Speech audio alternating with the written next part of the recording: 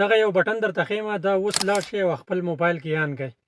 دې سره به ستاسو مکمل پرایویسي چې ده هغه سکیور شي. که هغه ستاسو فیسبوک وي، که ستاسو ټیک ټاک وي، که ستاسو ټویټر وي او که ستاسو فیسبوک وي، هغه به ستاسو سکیور شي. دغه یو بټن آن کولو سره به ستاسو مکمل هر څه سکیور شي. نو کوم سیټینګ دی او څنګه به آن کوئ؟ ډېر زیاته معلوماتي ویډیو ده. دا ویډیو ځان سره فیورټ کړئ او دا آی ډي ځان سره فالو کړئ. طریقه درته ښیم. سمپل به راشئ خپل موبایل ته او دا سیټینګ چې دې باندې به کلیک کړئ. سیټینګ چې کله تاسو اوپن کړه نو کته ویښ کې تاسو ته ښکاري سیکیورټي اینډ پرایویسي، په دې باندې به کلیک کړئ. په دې باندې تاسو کله کلیک کړه بیا تاسو ته کته ښکاري آټو بلاکر، په دې آټو بلاکر باندې به کلیک کړئ. فرست باندې تاسو ته ښکاري دا بټن ما سره آن دی، دا بټن به تاسو سره آف وي، دا به تاسو آن کړئ.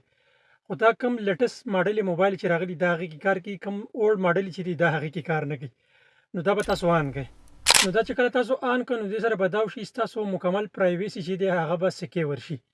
که تاسو د پلی سټور نه یو اپلیکیشن ډاونلوډ کوئ او هغې کې څه وایرس وي یا هغه تھرډ پارټي ایپس وي نو تاسو ته به دا وایي چې دا ستاسو د موبایل لپاره نقصاني دي او دا مه ډاونلوډ کوئ. یا تاسو خپل د ګوګل نه یو اپلیکیشن تاسو ډاونلوډ کوئ نو هغه به نه ډاونلوډ کیږي، کوم چې ستاسو د پرایویسي لپاره خطرناک وي.